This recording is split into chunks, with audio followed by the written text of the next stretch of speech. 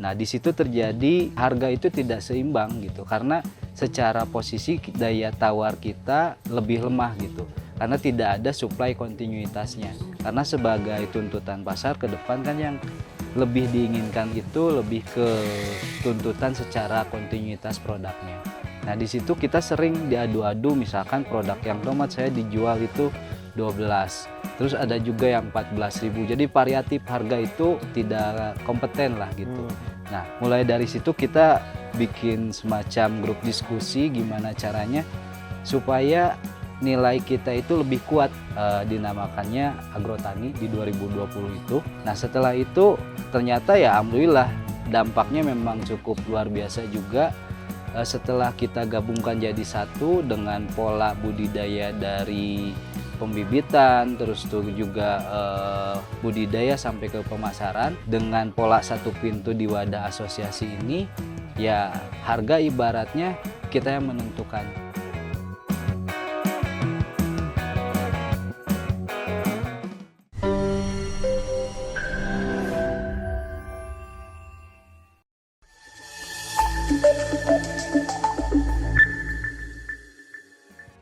Oke, warga Taniling, kita sudah berpindah tempat dari yang kebunnya Kang Jaka tadi.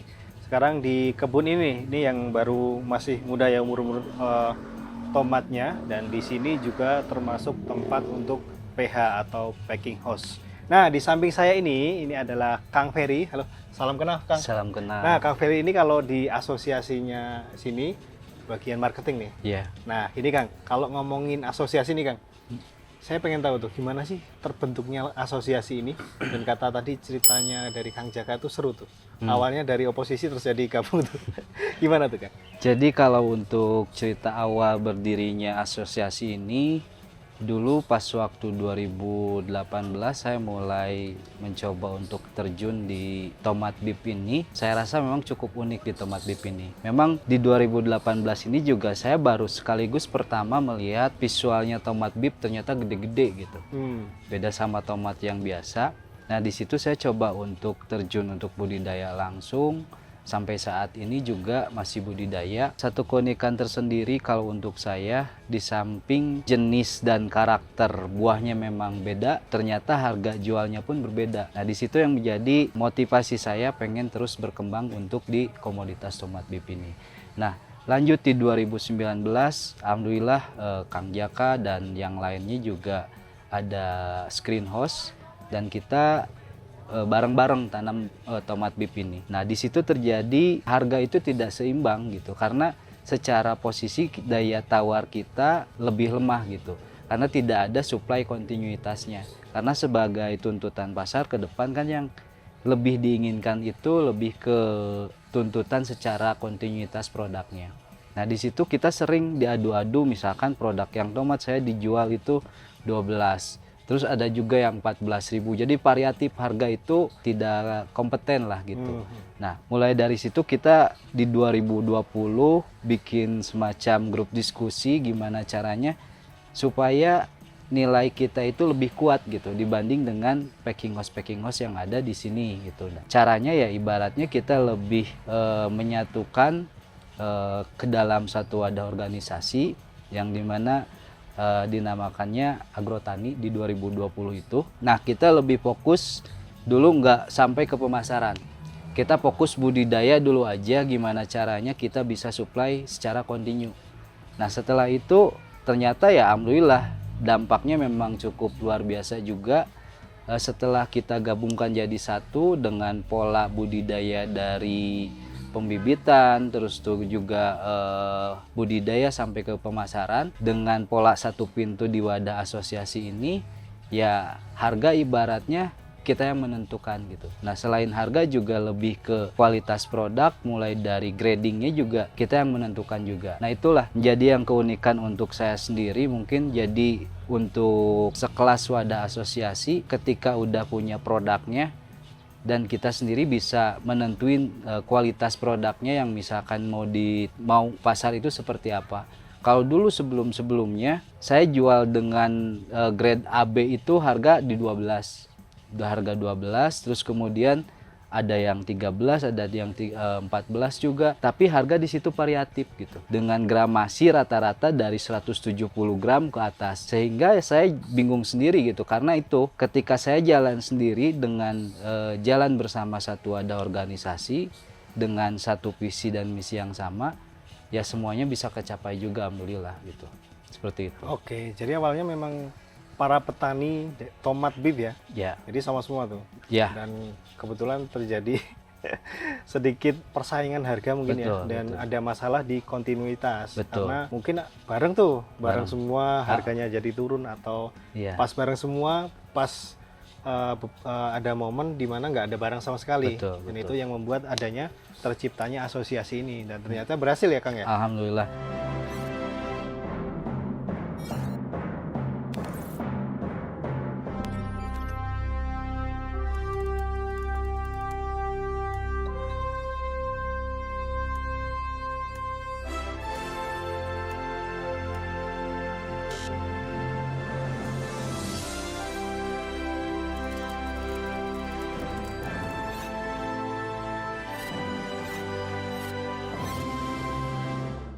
Yang jadi motivasi untuk petani tomat bib yang tergabung di Asosiasi Agrotani ini juga karena untuk tahun sekarang itu dia dalam satu siklus panen nanti ada semacam SHU-nya lah. Jadi dalam satu siklus 1 tahun dia dapat panen totalnya berapa. Nah nanti ada SHU yang dikembalikan 40% dari total keuntungan gitu. Jadi keuntungan selama 1 tahun dalam tomat bib berapa, nanti 40 apa 45% itu dikembalikan lagi ke masing-masing petaninya. Jadi setiap petani yang sudah supply ke sini, yang tidak panen dia nggak dapat. Yang tidak tanam dalam 1 tahun itu dia nggak dapat. Jadi setiap petani yang sudah supply produk tomat bibnya ke sini dalam tutup buku akhir tahun, 45% dari keuntungan itu dibalikan lagi ke petaninya gitu.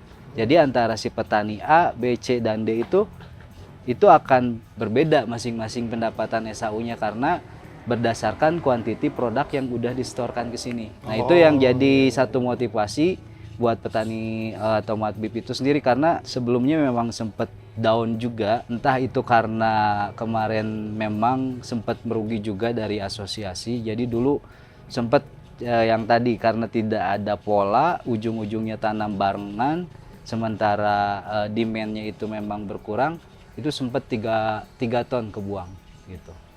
Karena belum ada SOP yang sekarang Ya, ini ya. betul gitu. Wah enak tuh, berarti semakin berlomba-lombanya untuk itu tuh cari Ya. SAU-nya.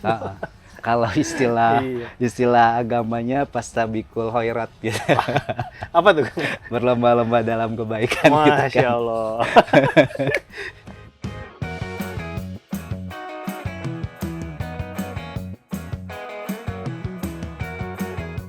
Oke, Kang. Menurut Kang Peri sebagai marketing nih di sini, tomat bib itu di pasaran itu permintaannya biasanya buat apa? Kalau lihat secara potensi untuk saat ini, karena kalau yang saya lihat pasar itu tidak begitu-begitu aja ya, kadang dia turun, kadang dia naik juga gitu ya. Kalau untuk yang saat ini dan ke depan memang untuk di tomat bib ini memang cukup prospektif gitu ya. Prospektif dalam arti nilai ekonominya juga iya gitu. Terlebih kalau untuk segmentasi pasar tomat bib ini kan cenderungnya lebih di pasar modern Mas. Jadi kebanyakan tomat bib ini yang saya tahu lebih dibikin semacam burger kayak gitu. Bahkan untuk yang saat ini juga dari volume produksi yang saat ini semua anggota panen itu tidak mencukupi dengan permintaan gitu. Nah, hal itu karena dengan kondisi greenhouse yang memang cukup terbatas juga, karena kita bukan perusahaan gede yang mampu langsung bangun hektaran greenhouse. Jadi sekarang itu yang 400 meter greenhouse, yang 300 meter greenhouse yang mereka secara pengen budidaya tomat bib, ya ayo kita bareng-bareng gitu. Kita siapkan untuk suplai kebutuhan bibitnya, pola tanamnya sudah tersedia, nanti terlepas dari panennya langsung setorkan di sini juga gitu. Nah terus kalau untuk permintaan saat ini, kita juga memang ngerasa tomat bib ini dengan rata-rata kuantiti panen ya per hari paling di 150 sekarang. Sementara permintaan sekarang per hari itu nyampe di 500 kiloan. Dan memang kita baru mampunya seperti itu gitu. Permintaan 500, 500 dan untuk kilo. di agrotani bisa Kalau saat berapa? ini setiap hari paling di 150-an kalau di rata-rata. Oh, Karena kan iya. kita gak mau memaksakan karena ada greenhouse kosong 2000 meter tanam semuanya. Takutnya kita oversupply gitu. Kita lebih baik sedikit-sedikit ada tapi bisa terus continue gitu. Jadi nggak ada yang kebuang lah istilahnya. Betul, betul. Nah, kalau rencana untuk tujuan ke depan dari asosiasi ini juga sebetulnya ada hilirisasi untuk produk tomat bib ini ya berupa untuk ini olahan apa sih saus tomat bib. Nah kemarin udah uji coba juga, tes marketnya juga. Memang dari sisi rasa, warna itu udah menjual banget lah. Jadi tanpa ada pewarna, terus tuh pengawet juga secara dia udah dapat kayak saus-saus yang punya pabrikan merekan gitu. Cuman yang jadi kendalanya saat ini kita belum dapat secara untuk HPP-nya per botol sausnya berapa, karena kemarin setelah dihitung-hitung juga memang harga jualnya memang beda jauh gitu. Jadi kalau kata yang bikin sausnya memang HPP-nya tinggi gitu. Jadi gak mungkin kita ibaratnya dengan harga yang misalkan bisa motong harga dipendekin tapi HPP-nya tinggi ya kita lebih stop dulu gitu. Ya. Belum dikembangin lagi. Sorry Kang, mundur sebentar ke anggota ya. Kalau di sini anggotanya berapa? Kalau untuk saat ini di tomat bib itu ada kurang lebih di 20-an. Itu punya lahan atau greenhouse Ya. Berapa tuh kalau di total? Ya kalau rata-rata sih ada yang 500, 400, 700 sampai ya paling besar itu di angka 1400 meter. Dengan total yang saat ini yang tergabung di asosiasi itu ada kurang lebih 9.800 meteran. Hampir 1 hektar kurang sedikit lah. Nah saat ini juga banyak yang petani yang sebelumnya memang dia nggak pernah tanam tomat bib ya ingin mencoba juga gitu. Tanam tomat bib ya sekiranya memang bisa dan lebih ibaratnya ada sisi menguntungkan bagi petani, mungkin karena kalau di sini petani itu ibaratnya lebih banyak mendengar dulu gitu sebelum melakukan. Jadi sebelum ada hasilnya yang terlihat dan secara nilai ekonominya belum terukur, mereka pasti nggak mau gitu.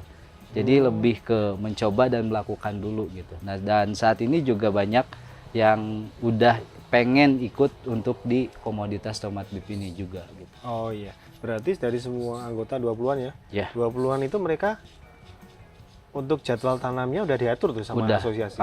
Jadi setiap bulan kita punya pola tanam, jadi setiap bulan itu pasti ada yang tanam lagi gitu, muter terus. Jadi kalau untuk total greenhouse ini kurang lebih semuanya itu ada di 18 kalau nggak salah. Nah setiap ada greenhouse yang kosong masuklah tanam baru gitu. Jadi supaya kontinuitasnya dapat gitu. Nah oke, terakhir nih Kang Ferry, pemasarannya.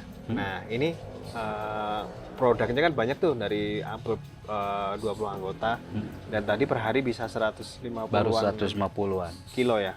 Nah itu pemasarannya di sini di mana tuh? Kalau untuk saat ini untuk pemasaran di asosiasi ini sebetulnya pengen punya harapan juga lebih masarkan ke retail pasar modern secara langsung ya.